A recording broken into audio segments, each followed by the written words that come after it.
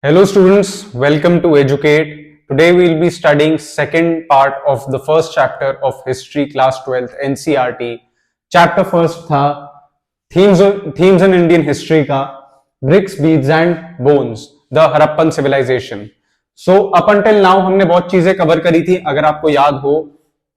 So the first thing being, अगर हम recall करना चाहें, let me just write it on the side. All right. So first thing हमने क्या discover करी थी? एग्रीकल्चरल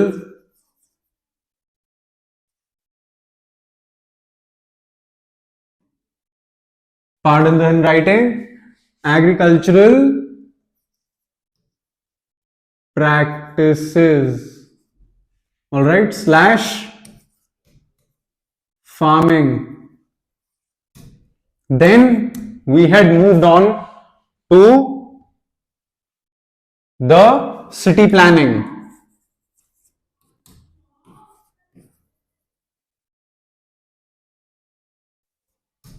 सिटी प्लानिंग कैसे होती थी? Drainage system,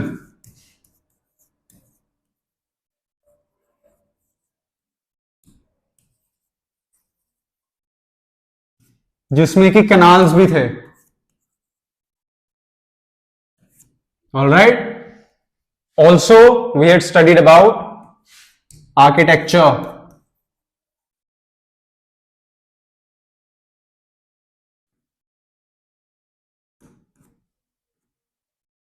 Apart from that, utensils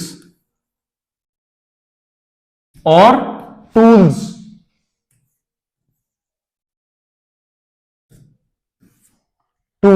All right.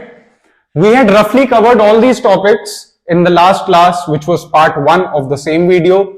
Now in the second part, we'll be moving forward and studying further in detail how the early Harappan civilization and also the timeline, most importantly, timeline. All right. We have a timeline. Early, mature and late Harappan period. So, as we studied in the early Harappan period, which was from 6000 or 6500 BCE to what time? 2900 BCE. Then till 2900 to 1900 BC mature. Then from 1900 to 1300 BC late Harappan period. All right, these were the timelines, and along with all the important factors that we had discussed briefly in the last part of this video. Now we'll be moving forward in detail about the town planning, about citadels. We had also studied citadels, which also comes under the banner of architecture here. All right, it falls in the same category. It's a part of the same topic, so it's kind of like a subtopic. So what we're going to study about in this part, all of these things in detail, apart from more information on the Indus Valley civilization, the early Harappan period and the mature Harappan period respectively, and what eventually led to the downfall of it. We'll also be studying that in this chapter and in parts of the next chapter as well. Moving on.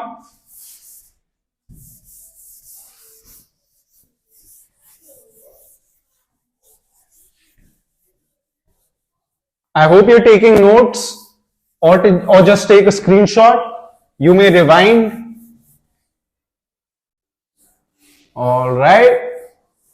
So, moving on where, excuse me. All right. So,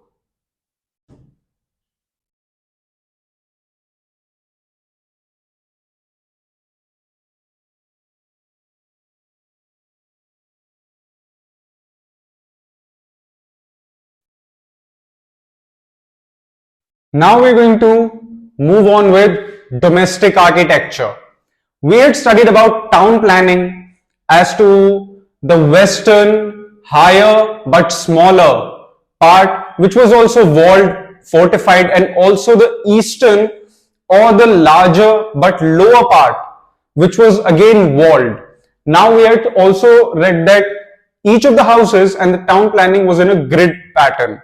Alright, it was like a grid at right angles, and drainage and canal system was so efficient that each and every house had its own drainage system. First of all. Secondly, in order to have an active drainage system, one must, one house must have at least one of the walls adjacent to the drainage canals. So that's how it was, and it was really efficient and quite advanced according to that time. And also, we had read about the planning system and the architecture, but now we're going to study in detail about the domestic architecture. The lower town at Mohenjo-daro provides examples of residential buildings. Many were centered on a courtyard with rooms on all sides. So there were rooms on all sides. It was pretty planned, and the courtyard was probably the center of activities such as cooking and weaving, particularly during hot and dry weather. Alright, the courtyard was probably the center of activities. It was like, जैसे आज की date में हम देखते हैं आंगन होता है घर में, तो एक आंगन के तरीके से बना होता था. There was a central courtyard within a house which was probably the center of activities such as cooking, weaving, or household activities of such sort, particularly during hot and dry weather. All right, particularly during that time. What is also interesting is an apparent concern for privacy. So, apparent concern for privacy, important part.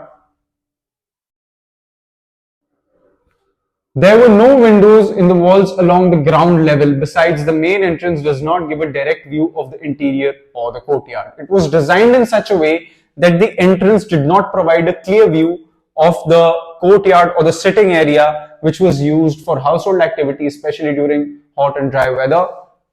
And apart from that, there were no windows in the walls along the ground level. Alright, so privacy was something of paramount importance, as we can notice at that particular time. And besides, the main entrance does not give a direct view of the interior or the courtyard. So privacy was something really looked upon and taken into consideration while building or designing such advanced architecture. All right, every house had its own bathroom paved with bricks and with drains connected through the wall to the street drains. All right, so every house had its own bathroom. So as we see in today's time in rural India, even a lot of toilets are missing. There are a lot of states where people have a habit of defecating openly, especially in this country. But at that particular point in time, as we can see, every house had its own bathroom. All right, so there was no open defecation, paved with bricks, with drains connected through the wall to the street drains. As we have noticed and studied before, in order to have an active drainage system attached to your house, one must, one ought to have one of the canals really adjacent or one of the walls right next to the drainage system. Only then it could be possible. And some houses have remains of staircases to each second story of the roof. Many houses had wells, often in a room that could be reached from the outside and perhaps used by passers-by. So there was a well and multi-story building. There was another floor attached to it, and have remains of staircase to each second story or the roof. Many houses had wells. हर घर के अंदर एक कुआं भी होता था. एक कुआं भी था, सीढ़ियां भी थी ऊपर जाने के लिए. So that is something important that we can notice. This could be reached from outside, जो कि बाहर के बाहर भी हम जा सकते थे. You could have also traveled from outside and perhaps used by passers-by. Basically, जो कुएं बनते थे, wells often in a room that could be reached. अगर कुआं बना होता था तो ऐसी जगह पे घर के आसपास बनाते थे जो कि एक अलग कमरे में होता था और जिसको बाहर से ही लोग एक्सेस कर सकते थे बिना मेन घर में एंट्रेंस लिए. All right, estimated that the total number of wells in Mohenjo-daro was about 700. लगभग 700 के आसपास कुएं थे जहां पे पानी स्टोर होता था मोहनजोदारो के टाइम पे. All right, the most ancient system yet discovered. Important note, as it's a part of the book, so you must read it because questions do come around it. ठीक है. About the drains, Mackay ने note किया था, it is certainly the most complete ancient system as yet discovered. Every house was connected to the street drains. All right. हर घर जो था इस तरीके से कनेक्टेड था कि उसका ड्रेनेज सिस्टम, यानी कि जो नाला उसके पास से निकलता था, वो आराम से पानी ड्रेन कर देता था. The main channels were made of bricks set in mortar and were covered with loose bricks that could be removed for cleaning. ठीक है.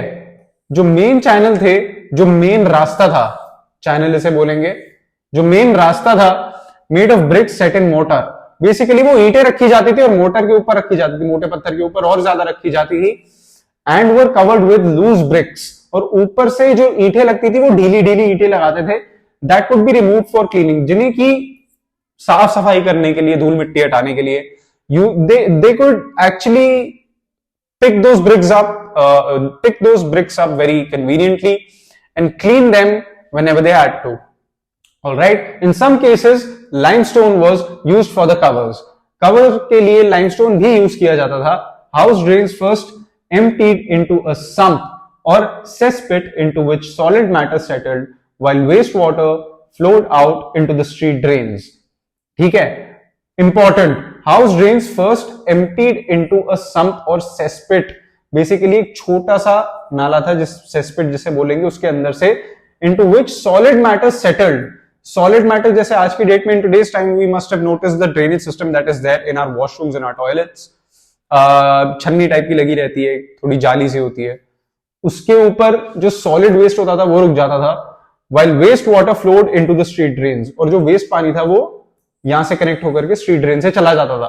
Very long drainage channels were provided at archaeology that little heaps of material, mostly sand, have frequently been found lying alongside drainage channels, which shows that the debris was not always carted away when the drain was cleared. From Ernest Mackay, Early Indus Civilization, 1948. Drainage systems were not unique to the larger cities, but were found in smaller settlements as well. At Lothal,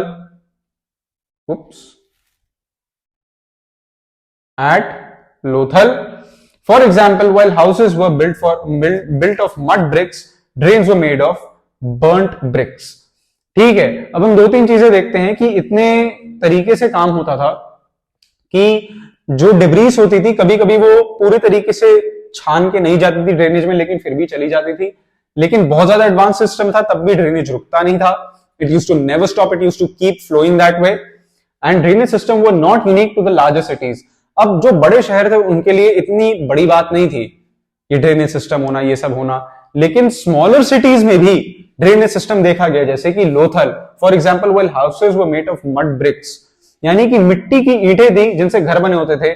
तो जो drains थे, यानी कि जो नाला था, वो जली हुई ईंटों से बनता था, पक्की ईंटों से, बर्न्ड ब्रिक्स से. ठीक है. सो ये एक बहुत ज्यादा इंपॉर्टेंट चीज है. I hope you have understood this. Moving on. याद रहे आप सबको, एक टाइमलाइन याद होनी चाहिए.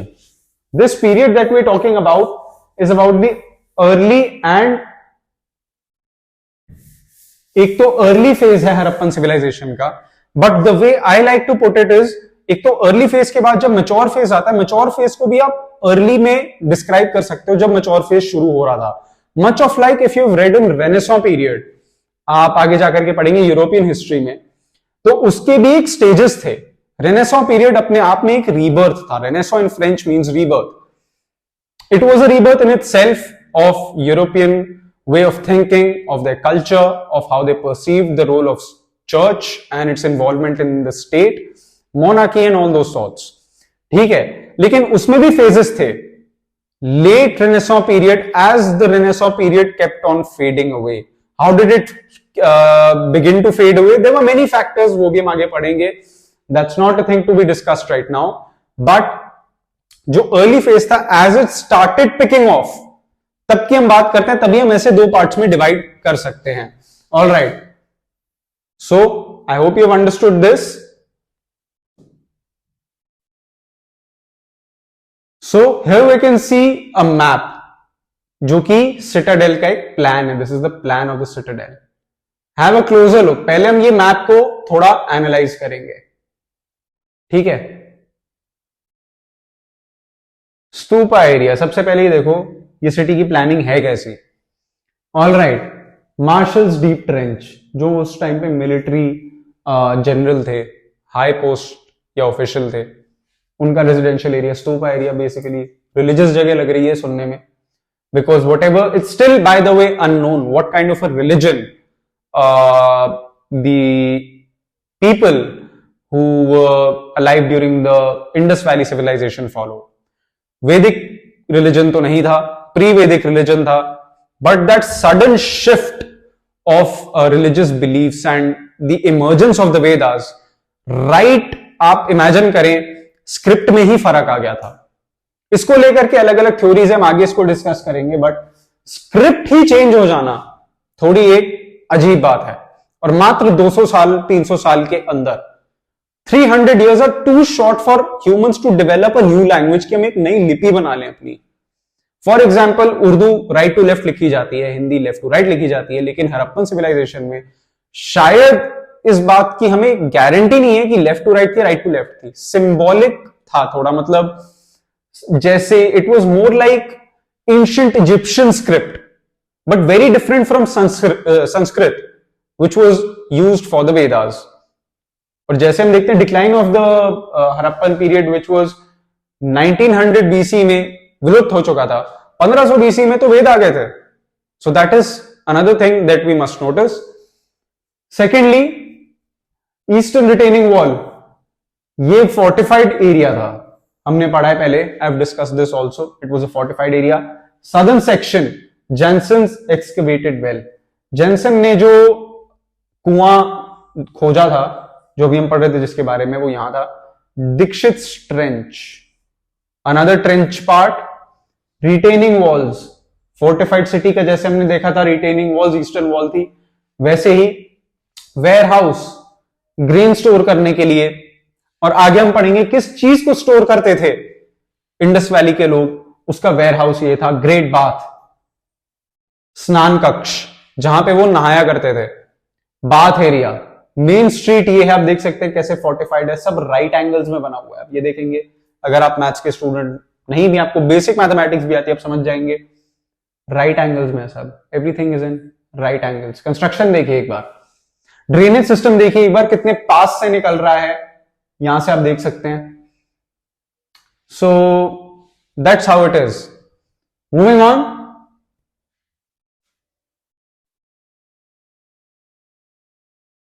the citadel. It is on the citadel that we find evidence of structures that were probably used for special public purposes. These include the warehouse, a massive structure of which the lower brick portions remain, while the upper portions, probably of wood, decayed long ago, and the Great Bath. ठीक है, citadel यानी कि अपर city, जो कि एक foundation के ऊपर बनी हुई थी। Upper area,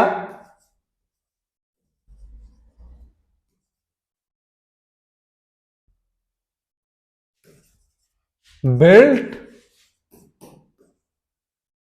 on a foundation.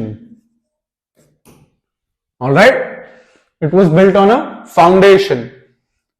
अब यहां पे हमें बहुत बड़े स्ट्रक्चर्स मिलते हैं और लोअर ब्रिक पोर्शंस जो बचे हुए हैं, while the upper portions, जो अपर एरिया है, probably of wood, वो लकड़ी से बना था, वो बहुत पहले ही डीके हो चुका था, और साथ में डीके यानी कि खराब हो गया था। Decay and decayed long ago. And the great bath, great bath क्या था इसके बारे में अब हम पढ़ेंगे। The great bath was a large rectangular tank in a courtyard surrounded by a corridor on all four sides. There were 2 flights of steps on the north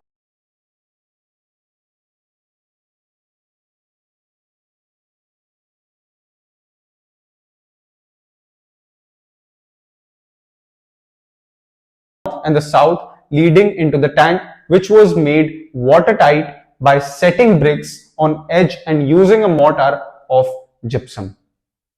gypsum बहुत ज्यादा यूज होता था उस टाइम पे। ऑलराइट, एक ऐसा mineral बहुत ज्यादा यूज होता था, जिप्सम बहुत यूज होता था। Mortar is another thing that was used a lot. Now अब हमें यह समझने की जरूरत है कि ग्रेट बाथ क्या था। एक बड़ा सा रेक्टेंगुलर टैंक था, रेक्टेंगल टैंक था बहुत बड़ा, ठीक ठाक गहरा था, गहराई में ठीक ठाक था। All right, in a court yard surrounded by corridor on all four sides, all four sides पे कॉरिडोर था, ठीक है।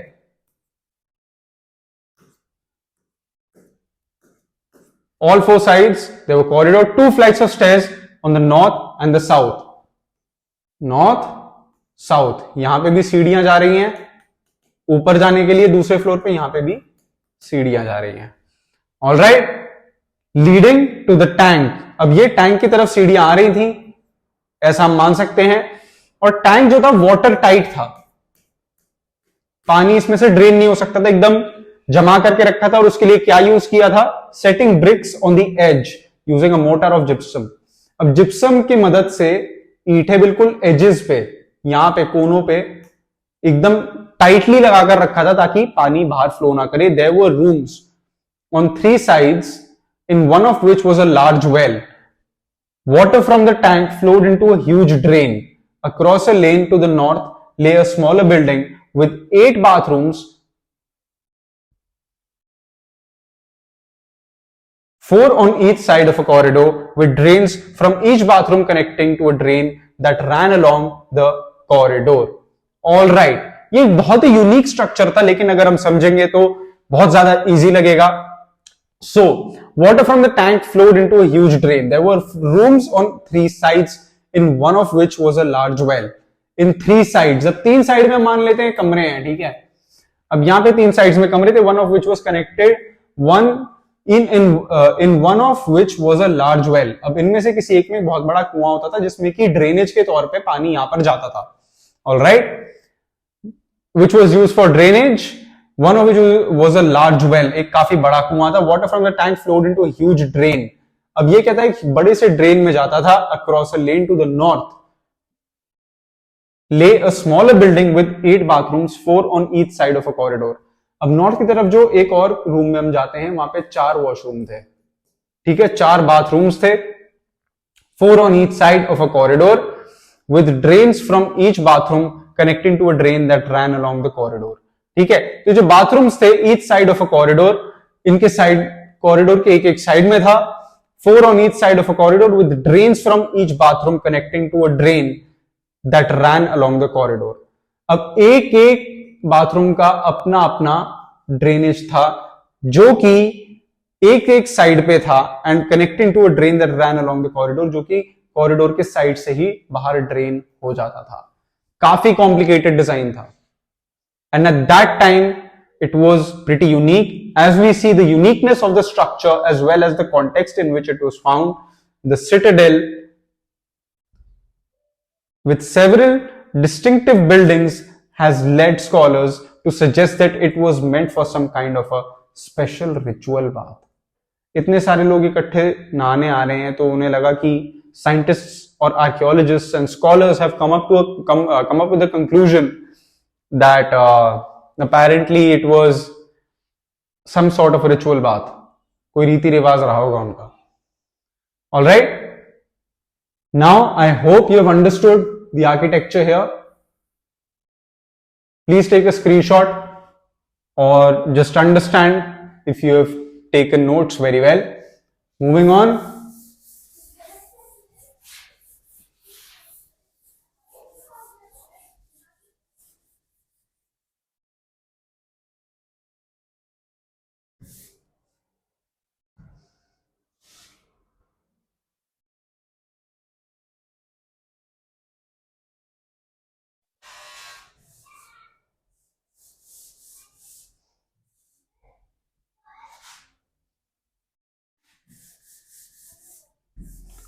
now we move on to tracking social differences.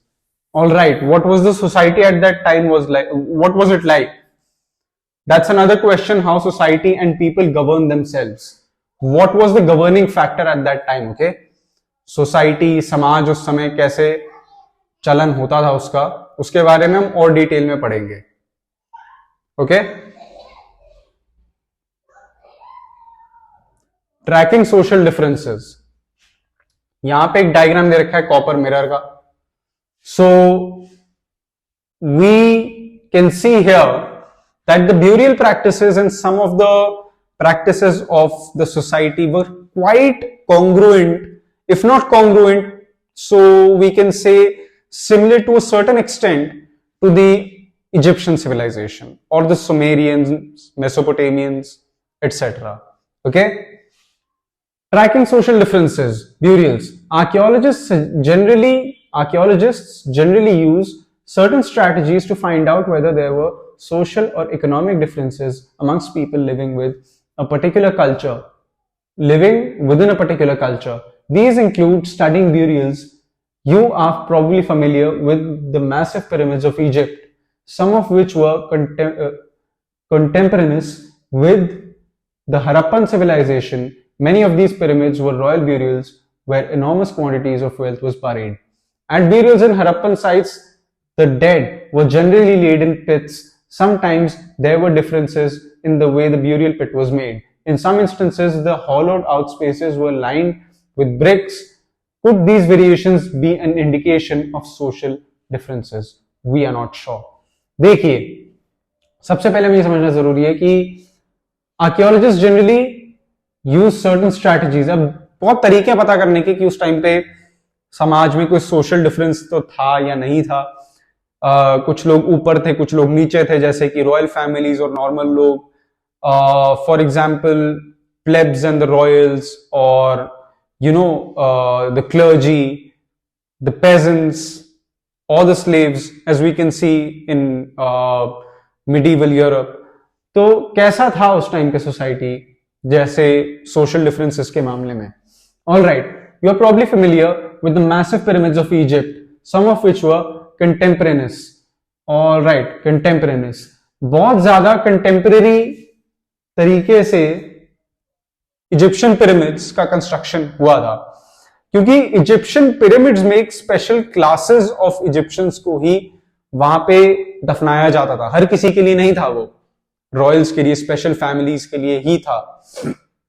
Right, with the Harappan civilization, many of these pyramids were royal burials where enormous quantities of wealth was buried.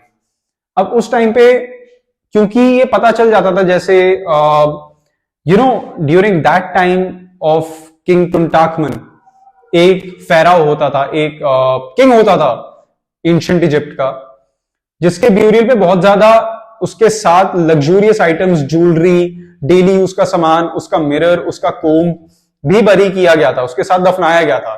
तो ये इससे पता चलता है कि बाकी इजिप्शियंस में और एक रॉयल इजिप्शियन में, खासकर एक किंग के ब्यूरियल में जमीन आसमान का फर्क था.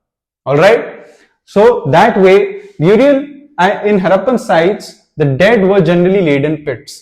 अब होता क्या था, थोड़ा गड्ढा खोद करके दफना देते थे अपने मरे हुए लोगों को हरप्पन साइट्स में. Sometimes there were differences in the way burial pit was made, लेकिन कभी कभी कुछ जैसे कि जहां पे इनको दफनाया गया उन जगहों पे भी डिफरेंस था. 2-3 ग्रेव्स में बीच में डिफरेंस था.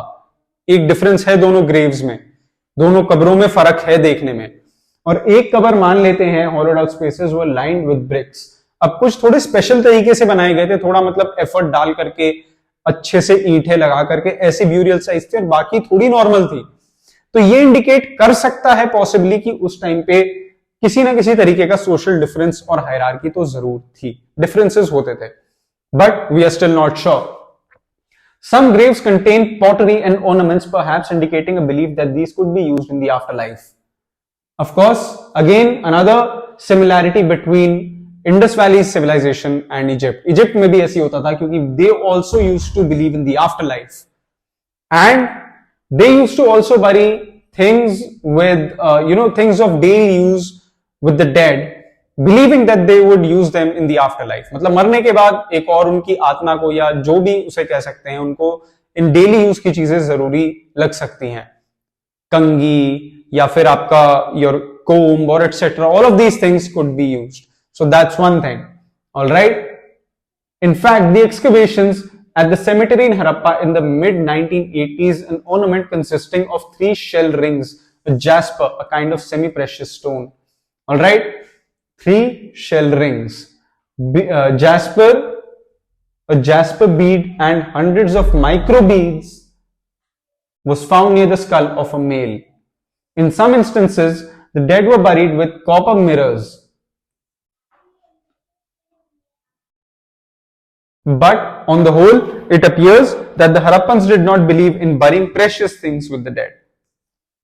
ये एक और चीज है, छोटी मोटी चीजें, एक जैस्पर की माला, थोड़ी छोटी बीड्स की मालाएं, या फिर शेल रिंग्स यानी कि छोटे शंख जो होते हैं, उन सबको मिला करके, कौड़ियों को मिला करके ऐसे मतलब मालाएं बना करके, स्मॉल ऑर्नामेंट्स, छोटी छोटी चीजें बरी करते थे, लेकिन ज्यादा कीमती चीजें नहीं दफनाते थे वो अपने डेड के साथ. ऑलराइट, एक मेल के साथ में एक मिरर और ये सारी डेली यूज की चीजें अधिकतर देखने को मिलती हैं. When were they found at a cemetery in Harappa in 1980s. All right,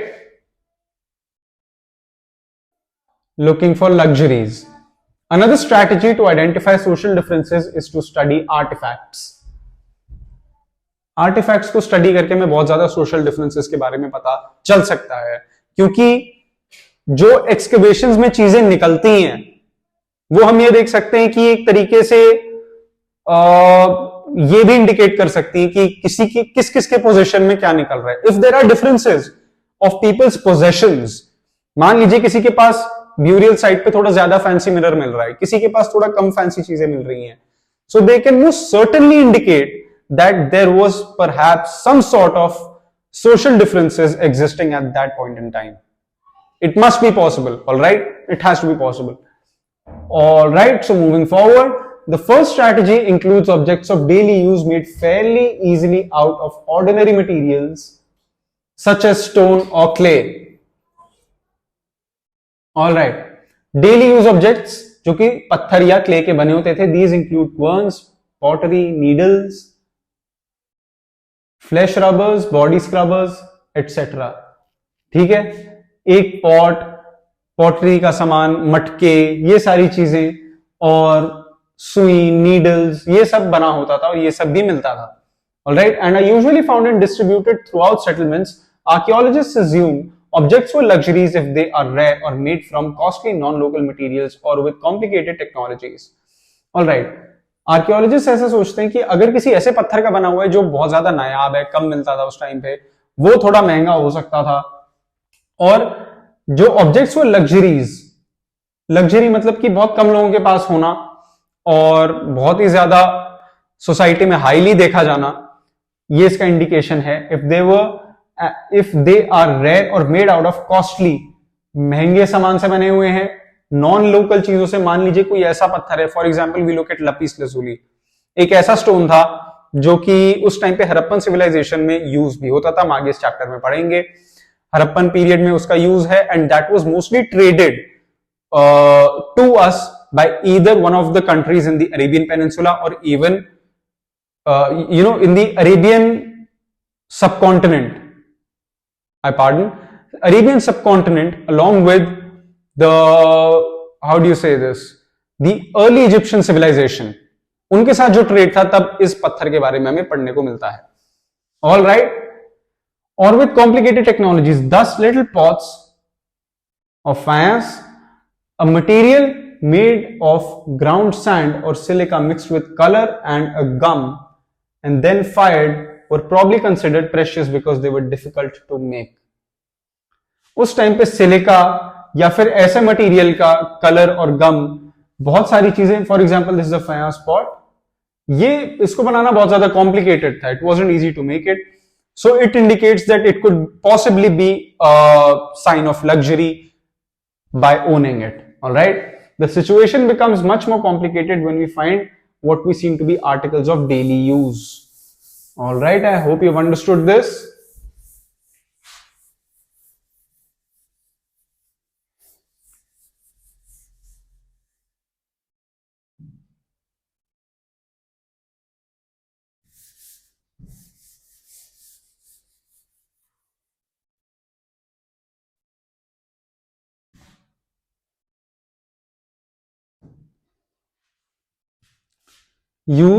Daily use such as spindle whorls made of rare materials such as faience. Do we classify these as utilitarian or luxuries? अब बात ये कि उस time पे जैसा scientist सोचते हैं कुछ ऐसे मटेरियल्स हैं जो बहुत ज्यादा कीमती हो सकता है देखने में लगे, लेकिन उनके डेली यूज का सामान कैसे मिल रहा है। फॉर एग्जाम्पल अगर हम आज की डेट में देखें तो it is very rare to find people who use gold needles, मतलब सोने की सुई को यूज नहीं करेगा सिलाई बुनाई के लिए। तो मतलब ये साइंटिस्ट को थोड़ा अजीब लगा। If we study the distribution of such artifacts, we find that rare objects made of valuable materials are generally concentrated in large settlements like Mohenjo-daro and Harappa, and are rarely found in smaller settlements. For example, miniature pots of faience, perhaps used as perfume bottles, are found mostly in Mohenjo-daro and Harappa, and there are none from small settlements like Kalibangan. Gold too was rare and at present probably precious. All the gold jewelry found at Harappan sites was recovered from hoards. All right, तो यहां पे हम देखते हैं कि ऐसे artefacts जब बांटे जाते थे किसके पास होते थे, कौन इन्हें पोजेस करता था, तो हम ये देखते हैं कि we find that rare objects made of valuable materials are generally concentrated in larger settlements. जो बहुत ज्यादा कीमती चीजें हम अभी देख रहे हैं मोहनजोदड़ो और हड़प्पा में, यहाँ पे ही कीमती चीजें मिलती थी। जो स्मॉलर सेटलमेंट्स थी, फॉर एग्जांपल कालीबंगन, वहां पे उतनी कीमती चीजें कम अवेलेबल देखने को मिली हैं, और गोल्ड तो बहुत ज्यादा रेयर होता था। जैसे कि हम ये देखते हैं miniature pots of finance, probably ये परफ्यूम बॉटल के तरीके से यूज होता था, लेकिन छोटे सेटलमेंट्स में इनके बारे में कोई ट्रेस नहीं मिला। देयर वाज रेयरली और hardly any trace found of such highly luxurious objects being used in smaller settlements. All right, finding out about craft production. अब हम craft production की बात करते हैं। Locate Chanhu-Daro on map 1. This is a tiny settlement. This is a tiny settlement, less than 7 hectares as compared to Mohenjo-Daro, 125 hectares, almost exclusively devoted to craft production, including bead making, shell cutting, metal working, seal making and weight making. All right. So Chanhu-Daro on map 1 ये एक छोटी सी settlement है जो 7 hectare कम है compare to Mohenjodaro जो कि 125 hectare है, and almost exclusively devoted to craft production. अब यहां पे सिर्फ क्राफ्ट प्रोडक्शन ही ज्यादा होता था, जैसे कि इंक्लूडिंग बीड मेकिंग, मालाएं बनती थी, शेल कटिंग, छोटे छोटे जो कौड़ियां होते हैं, शंख होते हैं, उनको काटने की टेक्निक, मेटल वर्किंग, लोहे का काम, लोहे की फॉर्जिंग, उसको शेप देना, seal making and weight making. जो छोटी सील्स हमें मिली जैसे पशुपतिनाथ और Pashupati seal we have seen, and also एक सील हमने देखी जिसमें एक ऑक्स बना हुआ है, that is one more thing. Now first we will see where this particular place Chanhu-Daro is on map 1. So moving back to map 1,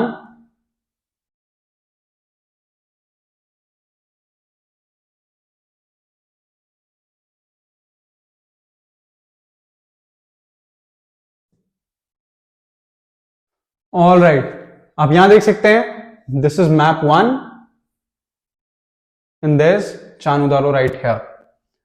All right, so this is somewhere in Balochistan or Sindh province of Pakistan, I'm not sure, and very close to Kot Diji, Mohenjo-Daro से थोड़ा दूर है.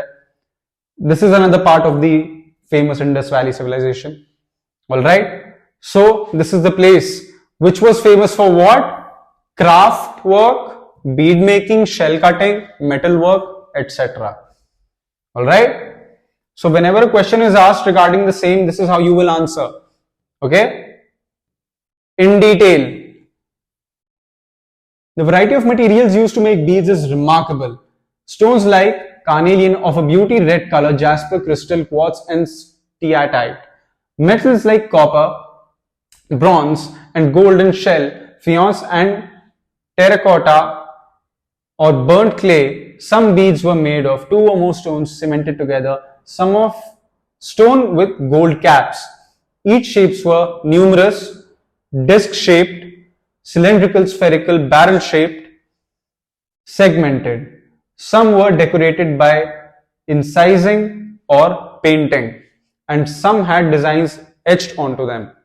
ठीक है, तो बहुत ज्यादा design होता था, बहुत अच्छे से ही अपने क्राफ्ट वर्क में बहुत ज्यादा तरीके से करते थे। स्टोन्स लाइक कैसे स्टोन्स? कार्नेलियन, लाल से रंग का पत्थर होता है जैस्पर, क्रिस्टल, ठीक है, quartz and steatite. Metals like copper, bronze जैसे कि तांबा, पीतल, गोल्ड, सोना और शेल यानी कि शंख, फियोंस एंड टेराकोटा। टेराकोटा भी एक टाइप का पत्थर होता है, और बर्न्ट क्ले, जली हुई मिट्टी, एक तरीके से वो बहुत प्रोसेस करके बनाते थे। Some beads were made of 2 or more stones। कुछ मालाओं में जरूरी नहीं कि एक ही तरीके का पत्थर हो, अलग अलग पत्थर भी लगे होते थे। The shapes were numerous, disc shape, गोल भी थे, सिलेंड्रिकल शेप के भी थे, स्फेरिकल भी थे, बैरल शेप के भी थे, एंड सेगमेंटेड यानी कि अलग अलग फ्रैगमेंट्स में भी थे। Some were decorated by incising or painting and some had designs etched onto them। कुछ मतलब कुछ के ऊपर पेंटिंग कर रखी थी और कुछ में गढ़ाई हो रखी थी। They were etched on, they were carved, you can say in a certain way। carving कह सकते हो, मतलब उसके अंदर गढ़ा करके डिजाइन भी बनाया जाता था। All right, these are some of the objects found at that time।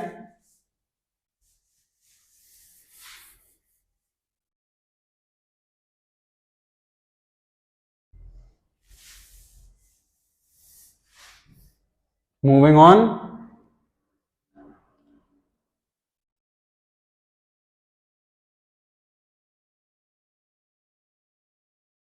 techniques for making beads differed according to the material। Steatite, a very soft stone, was easily worked। Some beads were molded out of a paste made with steatite powder। This permitted making a variety of shapes, unlike the geometrical forms made out of harder stones। How the steatite microbead was made remains a puzzle for archaeologists studying ancient technology। All right, so जो techniques थी वो अलग अलग तरीके से use करते थे सारे। एंड स्टेटाइट एक बहुत मतलब कि सॉफ्ट पत्थर है, ठीक है, वो इजीली वर्क, उसके साथ बहुत आराम से कार्विंग या फिर उसको एक बीड में डालना और बहुत अच्छे तरीके से उसका डिजाइन बनाना भी बहुत इजी था। सम बीड्स वो moulded out of a paste made with steatite powder, और स्टेटाइट के पाउडर में के हेल्प से बाकी स्टोन्स के ऊपर भी कार्विंग करी जाती थी। This permitted making a variety of shapes unlike geometrical forms made out of harder stones। अब जो हार्ड पत्थर बहुत हार्ड होते थे उनके ऊपर सिर्फ geometrical form, square, triangle, circle, बहुत बेसिक डिजाइन ही बन पाते थे। लेकिन जो ये इनके पास दूसरी टेक्निक थी जिसमें ये स्टेटाइट पाउडर वाली, तो इसमें हम देखते हैं कि वैरायटी ऑफ शेप्स, बहुत ज्यादा वैरायटी मिल जाती है शेप्स में, एंड ज्योमेट्रिकल फॉर्म्स उतने लिमिटेड में ऑप्शन में नहीं रहते, बहुत अनलिमिटेड ऑप्शंस हो जाते हैं। ऑलराइट, और माइक्रो बीड्स कैसे बनते थे स्टेटाइट के, वो आज तक बहुत ज्यादा कंफ्यूज कर देता है आर्कियोलॉजिस्ट को, because it's kind of like impossible. Alright, archaeologist experiments have revealed that the red color of carnelian was obtained by firing the yellowish raw material and beads at various stages of production। Nodules were chipped into rough shapes and then finally flaked into the final form। All right, archaeologist ने जो experiment किया है उससे ये पता चला है हमें कि जो कार्नेलियन का लाल रंग था वो ऐसे आता था कि जो येलोइश रॉ मटेरियल है वो जब साबुत मिलता है अपने रॉ फॉर्म में, वो येलो येलो होता है, उसको फायर करना और उसको बहुत ज्यादा हीट करना, and beads at various stages of production, बहुत ज्यादा अलग अलग स्टेजेस में उसको और गर्म किया जाता था और ज्यादा प्रोसेस किया जाता था, जिसकी वजह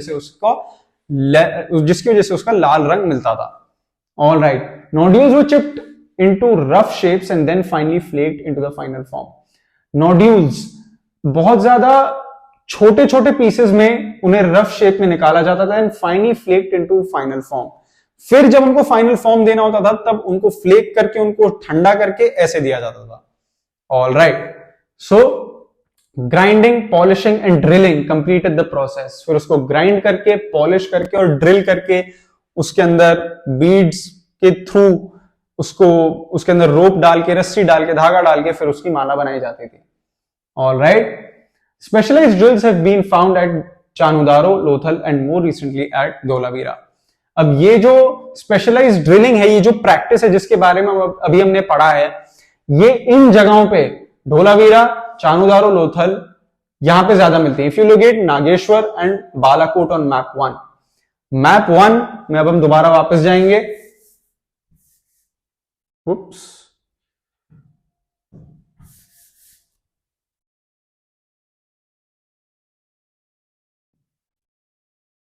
So the two places, Nageshwar and Balakot. Nageshwar, Maharashtra. Balakot, somewhere around Sindh or Balochistan in Pakistan, if I'm correct. Yeah. There you go. Nageshwar. I'm sorry. It's in Gujarat. And this is Nageshwar, Balakot right here, Balochistan. Okay. So there you go. ये दो जगहें भी आपको map में मैंने दिखा दी। Moving forward.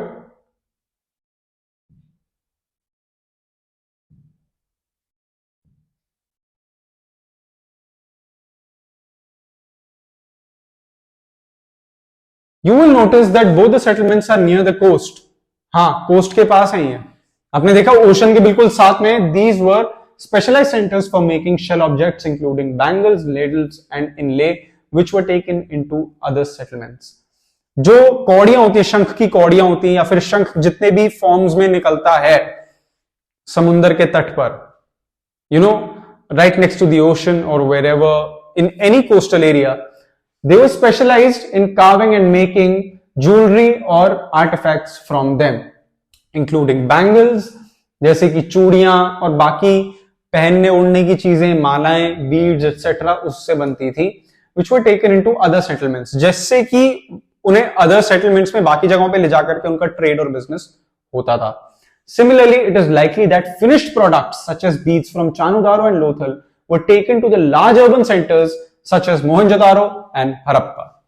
अब हम ये देखते हैं चाणूदारो और लोथल के जो प्रोडक्ट्स थे, जो फिनिश्ड प्रोडक्ट्स थे, उन्हें मोहनजोदारो और हड़प्पा में लेकर जाया जाता था। मोहनजोदारो एंड हड़प्पा में इनका ट्रेड होता था, बिजनेस होता था, because Chanhudaro and Lothal were very small centres एंड trade and commerce as suggested before in this chapter was not prevalent, and such places did produce a wide range and variety with good quality of such extremely valuable artifacts, but their presence along with their trade was not so prevalent when it came to these small cities, Chanudaro and Lothal. All right. So identifying centers of production. In order to identify centers of craft production, archaeologists usually look for the following. अब craft production का गढ़ कौन सा था, कहां पे ये चीजें बनती थी, ये आर्कियोलॉजिस्ट को कैसे पता चला? वो ऐसे पता चला, by usually looking for the following. ये दो तीन चीजें आर्कियोलॉजिस्ट देखते हैं। पहली, रॉ मटेरियल्स, जैसे कि स्टोन नोड्यूल्स। स्टोन नोड्यूल्स मतलब छोटे छोटे पत्थर के नोड्यूल्स, जिससे कि एज एन इक्विपमेंट काम होता है। होल शेल्स, कच्चे शंख, copper ore, tools, unfinished objects, rejects and waste material. Waste material के साथ कॉपर ओर, तांबे के इक्विपमेंट्स, लोहे के इक्विपमेंट्स, ऐसी चीजें जो कि यूज होती हैं इनको बनाने के लिए। वेस्ट मटेरियल की क्या चीजें फेंकी जा रही हैं, डिस्कार्ड करी जा रही हैं, वेस्ट किधर कितना ज्यादा है, उससे ये डिसाइड होता है कि कौन सी जगह यूज होती थी for such major craft productions. All right. In fact, waste is one of the best indicators of craft work. जितना जहां पे कूड़ा ज्यादा इकट्ठा होगा, रिजेक्टेड माल पड़ा होगा, तो जाहिर सी बात है आर्कियोलॉजिस्ट ऐसा सोचते हैं कि वही जगह थी क्राफ्ट प्रोडक्शन की। All right. For instance, if shell or stone is cut to make objects, then pieces of these materials will be discarded as waste at place of production. जाहिर सी बात है कि वहां पे अगर ये चीजें बनती होंगी तो उनको डिस्कार्ड करना, क्योंकि उनको बनाने की जो पूरा प्रोसेस है, उसको बनाने का जो पूरा प्रोसेस है, वो बहुत ज्यादा ऐसा होता था कि उसमें वेस्ट तो होगा ही होगा। Alright,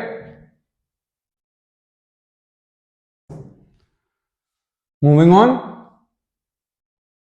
Sometimes larger waste pieces were used up to make smaller objects, but Minuscule bits were usually left in the work area. These traces suggest that apart from small specialized centers, craft production was also undertaken in large cities such as Mohenjodaro and Harappa.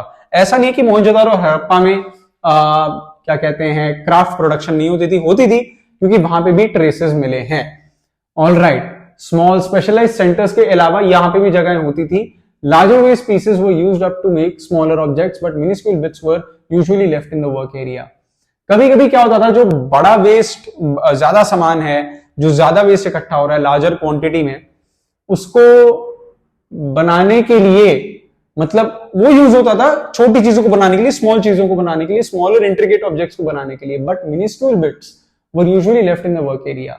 जो work area उसमें छोटा छोटा, जो अगर आप देखो, if you go to jewellery shop, जो एक सोनार होता है, जो एक ज्वेलर होता है, उसके पास जो ज्यादा बड़ा वेस्ट है वो तो उसे डिस्कार्ड कर देगा, लेकिन छोटी छोटी चीजें जो होती हैं, जो वेस्ट में दिखती भी नहीं है, उसे आर्कियोलॉजिस्ट खुदाई में या फिर आगे जाकर के रिसर्च में ये पता करते हैं कि वहां पे हो सकता है क्राफ्ट प्रोडक्शन होता. Apart from the small places, Mohenjodaro और हड़प्पा में भी ट्रेसेस मिले हैं, बहुत स्मॉल लेवल पे as compared to the larger production centres, but यहां पे भी ट्रेसेस थे. Moving on, strategies for procuring materials. As is obvious, a variety of materials was used for craft production. While some such as clay were locally available, many such as stone, timber and metal had to be procured from outside the alluvial plain. Terracotta toy models of bullock carts suggest that this was one important means of transporting goods and people across land routes. Riverine routes along the Indus and its tributaries, as well as coastal routes, were also probably used. All right, अब हम ये देखते हैं कि जो चीजें बहुत easily मिल जाती थी, जैसे कि मिट्टी, क्ले, वो तो लोकली प्रोक्योर कर सकते थे, लेकिन टेराकोटा हो गया, स्टोन हो गया, टिम्बर हो गया, ऐसे जेमस्टोन्स हो गए या स्टोन्स हो गए जो बहुत ज्यादा रेयरली अवेलेबल हैं, उसको बाहर से प्रोक्योर करना पड़ता था एक्सपेंसिव चीजें बनाने के लिए, रेयर चीजों को बनाने के लिए, लग्जूरियस आइटम्स बनाने के लिए, as we have studied right now. So terracotta यानी कि एक पत्थर है, उसके बहुत ज्यादा बुलक कार्ट्स के छोटे छोटे टॉयज मिले हैं, जिससे कि हमें यह पता चलता है कि उस टाइम पे ये एक इंपॉर्टेंट मींस और एक बहुत बड़ा जरिया रहा होगा एक जगह से दूसरी जगह ट्रैवल करने के लिए उस टाइम के लोगों के लिए. ऑलराइट, लैंड रूट्स में जाने के लिए, riverine routes along the Indus and its tributaries as well as coastal routes were also probably used. अब नदी से भी ये लोग ट्रैवल करते थे और जो उसकी ट्रिब्यूटरीज होती हैं, जो उसके नदी के साथ निकलती हैं, उससे भी ट्रैवल किया जाता था. Moving on, materials from the subcontinent and beyond. अभी तक हमने सबकॉन्टिनेंट के आसपास के बीच में देखा कि जो छोटे एरियाज थे, जो छोटे सेटलमेंट्स थे, जहां पे क्राफ्ट प्रोडक्शन अच्छी होती थी, उनको बड़ी सिटीज में जाकर के ट्रेड किया जाता था, जैसे कि Mohenjodaro and Harappa, for example Chanhudaro and Lothal, which were very small places of production, and basically they were big places of production, but at the same time they were not so big cities, as big as Mohenjo-daro and Harappa. So moving on, the Harappans procured materials for craft production in various ways. For instance, they established settlements such as Nageshwar and Balakot in areas where shell was available. Other such sites were Shortugai in far off Afghanistan, near the best source of lapis lazuli, a blue stone that was apparently very highly valued, and Lothal, which was near sources of carnelian, from Bharuch in Gujarat, steatite from South Rajasthan and North Gujarat, and metal from Rajasthan.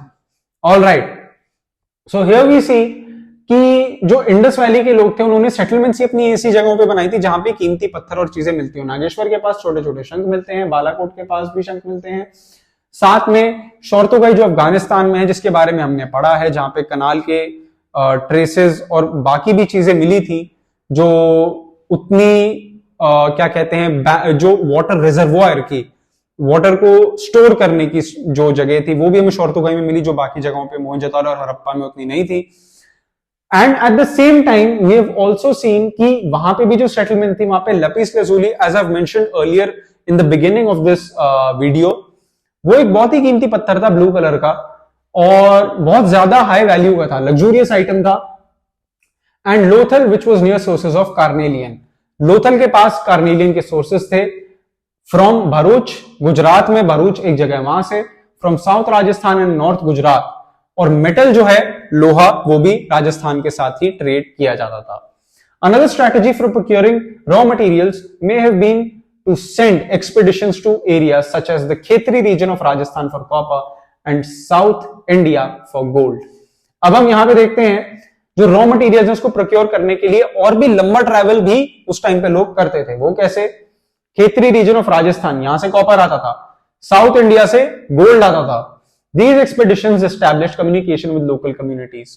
अब local communities के साथ बातचीत बननी start हुई थी, trade होता था, और ट्रेड की वजह से दो कम्युनिटीज के बीच में विद इन सोसाइटीज भी एक्सचेंज ऑफ आइडियाज भी थे। Occasional finds of Harappan artifacts such as steatite microbeads in these areas are indications of such contact.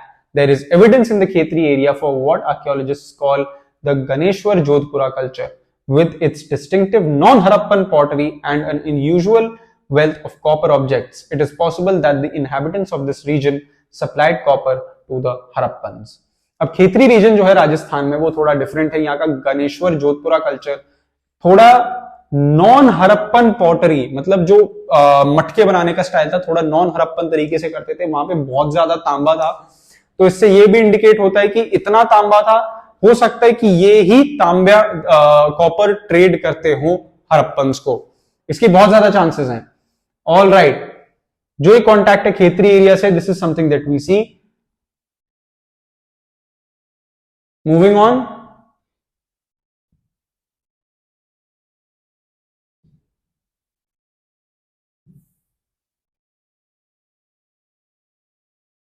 ये मैप 3 है, Harappan civilisation and the west. So Harappan civilisation, this is Meluha, जो कि और waste में आता है। यहां पे हम आते हैं सदर्न ईरान की तरफ, यहां पे छोटी छोटी साइट्स हैं, कैस्पियन सी इधर है, Mesopotamia present day Iraq is there, Saudi Arabia Dilmun, Magan Oman, रसाल ये भी प्रेजेंट डे ओमान में आता है। यहां पे पॉसिबली ट्रेड होता था, which will be reading further on. Contact with distant lands. Recent archaeological finds suggest that copper was also probably brought from Oman on the southeastern tip of Arabian Peninsula. Copper वहां से भी आता हो सकता है क्योंकि ओमान के साथ भी ट्रेड था, as shown in the map. All right. Chemical analysis have shown that both the Omani copper and Harappan artifacts have traces of nickel, suggesting a common origin. इसमें निकल का बहुत ज्यादा ट्रेस है, तो मतलब कि यहां से जो कॉपर आ रहा था उसका ओरिजिन एक ही नजर आता है हमें। All right, a distinctive type of vessel, a large Harappan jar coated with a thick layer of black clay has been found at Omani sites. अब ऐसा एक तरीके का वेसल, यानी कि एक तरीके का मटका मान लो, कोई ऐसा वेसल मान लो, अ लार्ज हरप्पन जार, बहुत ही बड़ा ऐसा जार जो हरप्पा का पता लग रहा था उसमें हरप्पन डिजाइन और उसके पॉटरी के तरीके से, उसकी क्राफ्टमैनशिप से, that a thick layer of black clay has been found at Omani sites. उसको पूरा ब्लैक क्ले से उसके ऊपर लेयर बना करके सुंदर सी, वो भी हमें मिली है ओमानी साइट्स पे। We do not know what was carried in these vessels, but it is possible that the Harappans exchanged the contents of these vessels for Omani copper. ये चीज क्लियर नहीं है कि इन वेसल्स में किस चीज का ट्रेड होता था, लेकिन ये हमें क्लियर है कि उस टाइम पे ये ट्रेड था बिटवीन दिस एंड कॉपर। ये ट्रेड कॉपर के लिए हो रहा था, खास करके ओमानी कॉपर। Mesopotamian text datable to the 3rd millennium BC refer to copper coming from a region called Magan, perhaps a name for Oman. And interestingly enough, copper found at Mesopotamian sites also contains traces of nickel. निकल का उसमें भी trace है, और Omani sites में जो चीजें हमें मिलती हैं, for example as we studied coming from a region called Magan. Magan के बारे में हमें पढ़ने को मिलता है मेसोपोटामियन टेक्स्ट्स में कि मगान मोस्ट प्रॉब्ली ओमान था जहां से कॉपर बहुत ज्यादा आ रहा था। Another trace and another indication कि ओमान उस टाइम पे कॉपर में डील कर रहे थे। ओमानी जो सिविलाइजेशन थी which was close to the Indus valley civilisation was dealing with copper. All right, Mesopotamian sites, उसमें निकल का भी ट्रेस होता था। Another archaeological find suggestive of long distance contacts include Harappan seals, weights, dice, and beads. In this context, it is worth noting that Mesopotamian texts mention contact with regions named Dilmun, probably the island of Bahrain, Magan, and Meluha, possibly the Harappan region. They mention products from Meluha, carnelian, lapis lazuli, copper, gold and varieties of wood. ये सारी चीजें trade होती थी उस time पे, ये आप अच्छे से नोट कर लें. A Mesopotamian myth says of Meluha, may your bird be the Haja bird and may its call be heard in the royal palace. Some archaeologists think that the Haja bird was the peacock. Did it get this name from its call? It is likely that communication with Oman, Bahrain or Mesopotamia was by sea. Mesopotamian texts refer to Meluha as a land of seafarers. Besides, we find depictions of ships and boats on seas. पानी से travel होता था Meluha. Besides, we find depictions